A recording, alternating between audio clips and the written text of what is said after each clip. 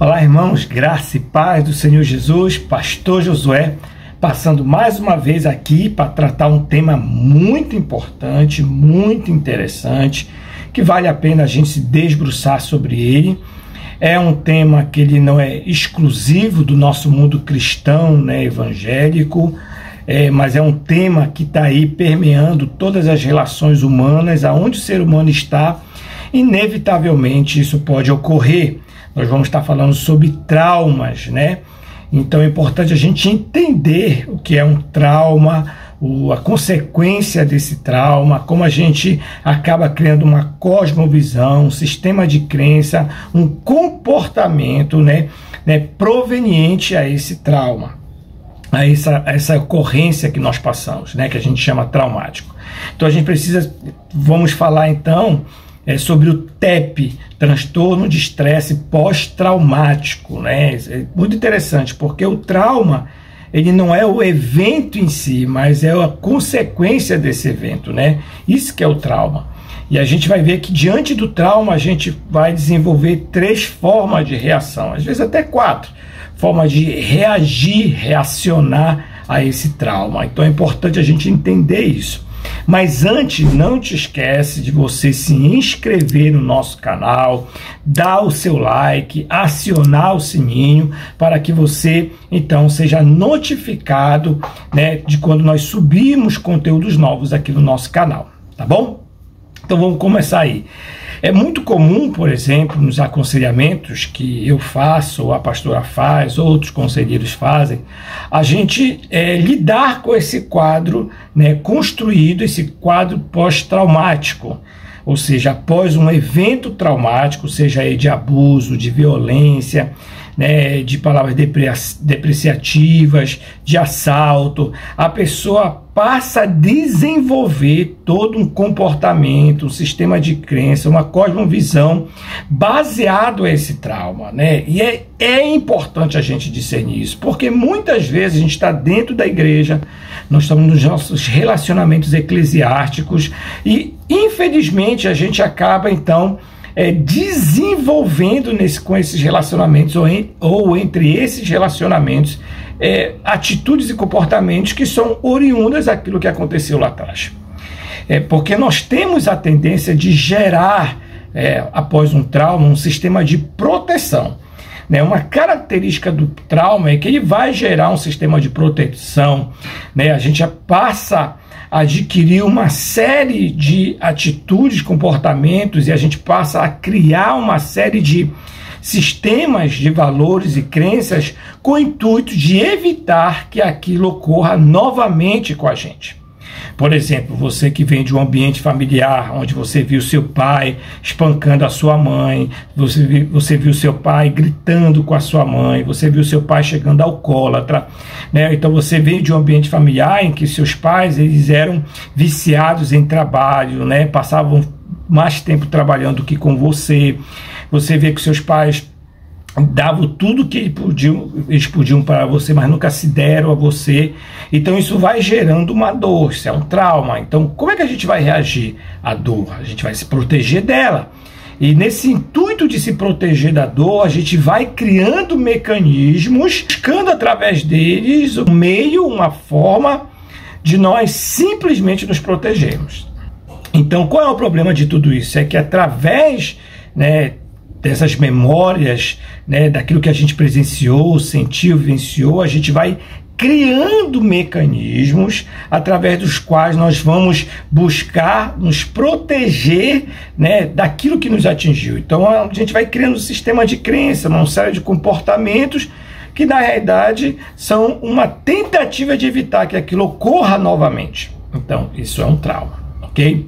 Então o trauma pode ser de N naturezas, né? Ele pode ser físico, espiritual, psicológico, sexual, né? De N natureza. Então a gente vê muito, né, nos aconselhamentos a pessoa trazer esse trauma de uma forma bem vívida. É muito interessante a gente entender que os traumas eles possuem um poder, né, de engessar, ancorar a pessoa na sua idade cognitiva quando ela foi abusada. Por exemplo, quando a pessoa passa por um trauma né, que o pai está ensinando, está gritando com a criança, essa criança tem 7 anos, geralmente o que acontece? Esse trauma instalado ancora o coração dessa criança nesse estágio. Então ela passa a ter uma série de atitudes que realmente vão, né, demonstrar que esse coração está ferido. Já viu aquele adulto que começa a ter uma reação infantil diante de frustrações, diante de umas certas falas, diante de alguns comportamentos? Então, isso é oriundo de um engessamento onde a pessoa ficou paralisada, presa nessa idade cognitiva. Então é muito comum a gente ver isso, né? Inclusive, aquilo que eu estava falando sobre as aulas de ofensa, né, de perdão, né? A gente percebe a nossa imaturidade quando a gente tem que lidar com certas situações de ofensa, em que as nossas reações elas são muito infantis, elas são muito imaturas. Mas não é porque o evento presente ele desencadeou isso. Na verdade, é porque o evento presente só engatilhou algo que já está ali dentro de nós, que nunca foi tratado lá atrás. Então a gente precisa de entender isso. Então o trauma, querido, é isso.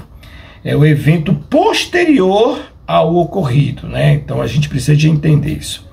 Então, dentro desse papel dos traumas, a gente precisa entender que há um órgão do nosso corpo, principalmente aqui no nosso cérebro, que é a amígdala, que tem um papel muito importante, porque diante do trauma nós acabamos tendo 3 reações mais assim comuns. A primeira, que a gente chama, né, do lutar, fugir, paralisar, né? Primeiro, ou a gente luta, acontece alguma situação, você luta de todas as formas para tentar evitar que aquilo aconteça. Alguém vem e começa a falar palavras depressivas para você, então a pessoa vem e começa a falar uma série de situações que não são verdade, uma fofoca, então você começa a responder, você começa a se posicionar, você está lutando para evitar que aquilo te machuque, né? Em outras versões, a gente foge, é aquela pessoa que desconversa, é aquela pessoa que simplesmente olha a situação, vê que não dá conta, então ela capa o gato, né? Vai embora. Ela foge. E é interessante porque quando pessoas que têm esse movimento de fugir, ela geralmente foge de conflitos, ela geralmente foge da verdade, geralmente ela foge de ter palavras assim duras, né? Ela foge de algumas situações. Tem uma pessoa que lá atrás, quando ela passou por uma situação de trauma, ela fugiu e conseguiu se livrar. Ufa! Então ela internalizou que a fuga é a melhor forma de resolver os conflitos. Então você vai ter pessoas sempre fugindo, né? Que é uma das características. A outra questão é que paralisa, né? Onde a maioria das pessoas, né, que quando são abusadas sexualmente, são abusadas, né, emocionalmente, são abusadas espiritualmente, são abusadas profissionalmente, ocorre. E é interessante que pessoas que foram abusadas na infância, quando elas não lidam com isso, elas acabam se submetendo a um estilo de vida de abuso. Todo mundo vai abusar delas, são os pais que vão abusar dela, não sexualmente, mas moralmente, às vezes espiritualmente, às vezes financeiramente, né? Aquela pessoa que não sabe dizer não para ninguém, que tem dificuldade de realmente de lidar, né, com aquilo que está ferindo ela, né? Aquela pessoa que andou já 3 quilômetros debaixo do sol quente, chega em casa, alguém chega assim, puxa, fulano, faltou açaí, você não pode ir lá comprar, anda mais 5 quilômetros, a pessoa não sabe dizer não, então ela vai. Então ela acaba sendo aquela pessoa que todo mundo começa a pedir várias coisas para ela e ela acaba então, né, tendo essa dificuldade de falar. Por quê? Porque provavelmente, isso não é uma confirmação, porque a gente precisa de ter um tempo com essa pessoa, escutar a história de vida dela, para nós podermos chegar a qualquer conclusão. Então, provavelmente, essa pessoa passou por uma situação de abuso, onde ela ficou paralisada, ela não teve como reagir. E aquilo gerou um sistema para ela de proteção, né? Infelizmente, muitas pessoas que acabam sendo abusadas geram tudo isso. Então, não sei se você consegue entender essa dinâmica aí, né? Então, diante do trauma, né, a gente pode lutar, a gente pode fugir ou a gente pode paralisar. Então, é importante você fazer uma reflexão sobre como foi que você lidou, né, com as primeiras situações adversas que aconteceram na sua vida. Por exemplo, quando seus pais te ensinavam, como foi o primeiro dia de aula, né? Quando você teve que se expor diante de algumas pessoas, né? Quando você errou a primeira vez, como foi lidado, como foi tratado, como foi processado com isso, né? Quando você, né, teve seus primeiros desafios ou suas primeiras frustrações, entende? Quem te apresentou a questão da sexualidade, como o sexo foi apresentado para você, como a intimidade foi apresentada para você. Então, tudo isso é muito importante a gente fazer uma reflexão, pegar uma folha de papel e começar a escrever.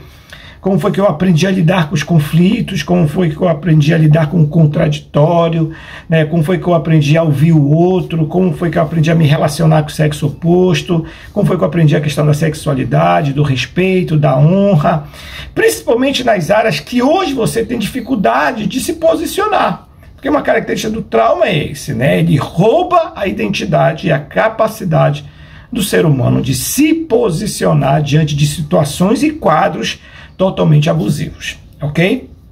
Então, trauma é uma palavra que vem do grego, significa ferida ou lesão, ou seja, toda circunstância em que nós passamos, isso nos marcou, isso gerou uma ferida, uma lesão.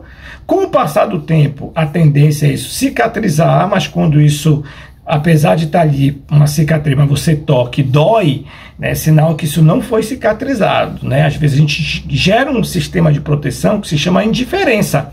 Aquilo foi tão difícil de se lidar, que a gente acaba criando um sistema de indiferença. Ou seja, a gente mata aquilo, a gente ignora aquilo, a gente coloca aquilo para debaixo do tapete e toca a vida. Mas lá na frente, puxa vida, alguma circunstância, alguma situação, ou alguém vai acabar desencadeando isso, vai engatilhando isso. É igual aquela menina que passou por um abuso traumático na infância pelo pai, esqueceu aquilo, né? Aquilo nunca aconteceu porque foi traumático, então tocou a vida, tal, cresceu, casou, né, com uma pessoa que amava, e na primeira intimidade, relação íntima deles, na noite de núpcias, puxa vida, aquilo desencadeou, né? 20 anos atrás aquilo volta, né? Por quê? Porque aquela cena, aquela situação, aquelas circunstância, ela trouxe à tona aquilo que nunca havia sido resolvido. Então é importante a gente entender que muitas vezes as reações que a gente está tendo presente agora com pessoas, principalmente se a nossa reação ela é acima da média, né? Claro, diante de injustiça, eu e você vamos reagir de uma forma, né, assim, às vezes muito firme, enérgica, mas tudo na medida, no que é esperado. Mas tem gente que reage de uma forma assim, muito acima da média. E quando tem esse surto, né, que a gente diz que a pessoa, por conta da situação, ela explode, sai de si, começa a falar coisa com coisa, gente, é porque ali alguém, infelizmente, acabou tocando numa área que estava muito bem guardada. E às vezes aquela pessoa, então, acaba levando toda a carga, a responsabilidade e a culpa por algo que aconteceu lá atrás. Não estou dizendo que o presente ele não tem a sua responsabilidade, mas às vezes aquilo que a gente está acentuando no presente tem muito a ver com o passado. É igual aquela pessoa que passa por traição, né? É muito interessante, porque às vezes a mulher que passa pelo sistema de traição, isso é uma dor profunda da identidade, da dignidade, da confiança, né, da segurança. O homem que trai não trai só a esposa e trai a família, então essa pessoa se sente muito abalada. Mas às vezes a reação dessa mulher diante de uma traição é uma reação acima assim da média. Não estou dizendo que você tenha que simplesmente aceitar isso como uma barata e é isso mesmo, jogar para debaixo do tapete. Não. Mas quando você perde a capacidade, a resiliência de olhar essa situação, olhar sua identidade, ver quem você é, o valor que você tem em Deus, e não deixar com que isso desconstrua, né, a sua identidade. Gente, quando a gente não consegue fazer isso, então a gente potencializa de uma forma exacerbada. Quando a gente vai averiguar e olhar isso, puxa vida, essa menina está repetindo uma frustração que ela teve lá atrás com o pai traiu a mãe, o pai abandonou a família, o pai trocou, né, a família por outra mulher, então ela cresceu com aquele ressentimento do pai, com essa troca, esse sentimento de se sentir trocado. É isso que o adultério e quem adultera precisa entender. que o adultério ele não é apenas contra o cônjuge, ele é contra a família. Um pai que adultera, ele não está traindo a esposa, ele está traindo a família. E quando uma filha está ali nesse contexto, ele está traindo a filha se sente traída. Entende? Meu pai amou outra mulher além de nós, então às vezes ele vai embora, isso gera um trauma. E então gera um sistema de proteção, e esse sistema de proteção, então ele vai realmente estar em alerta para qualquer tipo de estereótipo ou perfil de pessoa que possa desencadear ou machucar novamente essa pessoa. Então é isso que a gente vê geralmente nas relações de adultério, né? Quando a gente está aconselhando, essa situação que é acentuada de uma forma, puxa vida, né? Que vai muito além, tá bom? Então é importante a gente entender isso sobre os traumas. Então é importante você fazer essa análise. Bom, essa aula toda, ela está lá na Casa de Esté, você pode, inclusive, acessar a Casa de Esté Player, que é uma ferramenta muito importante que a gente está disponibilizando. Vale a pena você ter essa ferramenta, escutar essas aulas, né, e poder processar o seu coração em relação a isso. Mas quando a gente fala de trauma, a gente precisa de entender que a gente pode sofrer dois tipos de trauma. A gente chama isso, né, traumas tipo A e traumas tipo B. O que seria um trauma tipo A, pastor? Um trauma tipo A é aquele trauma caracterizado pela ausência, a gente chama de fraturas da alma. Sabe aquele vazio que a gente carrega dentro do nosso coração, que a gente não consegue conceituar o que é, né? Sabe aquele vazio que a gente traz, mesmo após a gente ter, né, aceitado Jesus, estar no Evangelho, a gente percebe que tem uma lacuna ali que ainda não foi preenchida.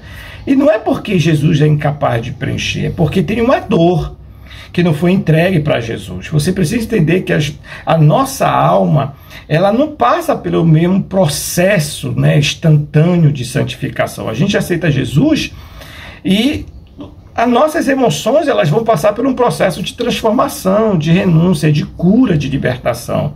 Elas continuam sendo as mesmas emoções e a gente precisa de colocá-las para Jesus e colocar as nossas dores para Ele, para que Ele possa então nos curar e nos santificar. Então um trauma tipo A é caracterizado pela ausência, ou seja, era tudo aquilo que era para nós termos vivenciado com os nossos pais e nós não vivenciamos.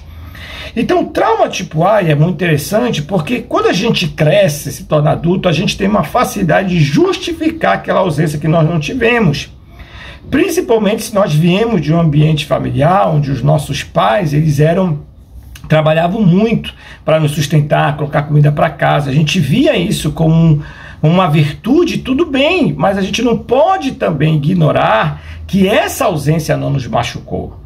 Então a ausência paterna e a ausência materna em momentos importantes na vida de uma criança fazem toda a diferença, vão gerar vazios. É só você voltar à memória e começar a ver nos momentos mais importantes da sua vida quem estava lá presente. Quando você deu os seus primeiros passos, quando você soltou o papagaio pela primeira vez, quando você realizou uma tarefa sozinho, né? Quem estava ali presente quando você foi tomar um banho de piscina, foi tomar um sorvete, andou de bicicleta, sua primeira viagem, né? A gente precisa avaliar isso muito bem direitinho, porque a gente tem a tendência de justificar. Os meus pais não podiam fazer isso comigo porque meus pais tinham que trabalhar para colocar comida dentro de casa. Tudo bem, mas isso não justifica essa ausência, isso não vai decidir ou vai afirmar que essa ausência não te fez falta, entende? Você até entende e compreende, mas aquilo te fez falta. E essa falta, qual o problema? Quando a gente não tem isso, isso gera uma coisa que a gente chama de déficit de amor. Então a gente passa a vida toda tentando vivenciar aquilo que a gente nunca teve na infância. Então a gente namora tentando ter com o namorado o relacionamento que a gente teve com o nosso pai, a gente casa buscando ter com o nosso esposo ou com a nossa esposa o relacionamento que a gente não teve com os nossos pais, a gente tem filho e passa a vida tentando viver com os filhos aquilo que a gente não viveu com os nossos pais, então a gente usa os outros para tentar preencher a si mesmo. Agora preste atenção, quando você tem consciência, né, que teve uma falta e que você está agindo dessa forma para suprir essa falta, isso está errado. Você precisa se curar, você precisa colocar isso diante de Deus, você precisa colocar isso diante de Jesus.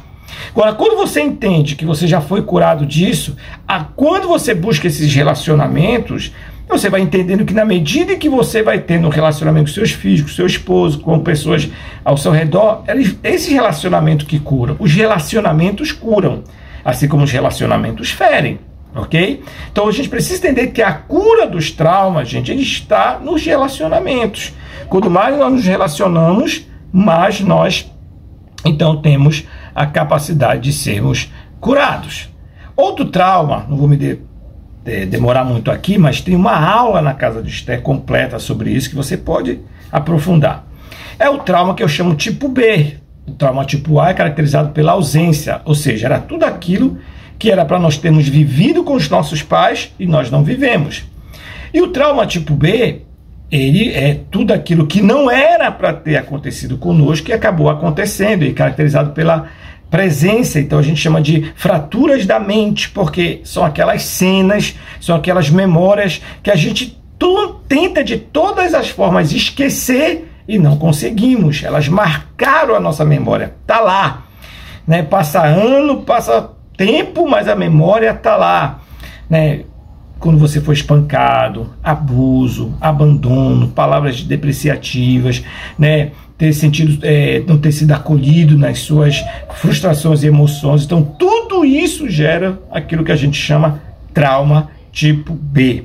Pastor, como a gente cura isso? A gente cura isso primeiro fazendo essa análise a partir da nossa vida e história, pedindo que o Espírito Santo te revele as ausências e as presenças que você carrega, leve isso diante de Jesus, da cruz de Cristo, e a partir daí você então procura alguém maduro para te acompanhar no processo de reeducação.